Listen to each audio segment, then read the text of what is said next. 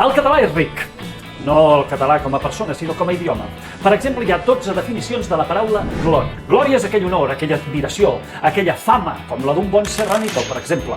Glòria és una demostració de poder, com aquella baguet de botifarra de pagès. Ser una glòria és ser patrimoni del país i què millor que els nostres embotits.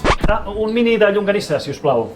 Tenir la glòria és poder-se sentir orgullós com aquell que va posar verdures en un entrepà i encara ho peta. També hi ha qui es cobreix de glòria com l'inventor del fals vegetal. El català no treballa per la glòria, però als pepitos de vedella sempre t'hi suma un extra de glòria. A Catalunya també tenim alguna vella glòria que ha fet i segueix fent història. Com es diu la sala? Ah sí, Bikini. Fem servir també glòria quan alguna cosa es mereix al cel. Un llom amb formatge, sisplau.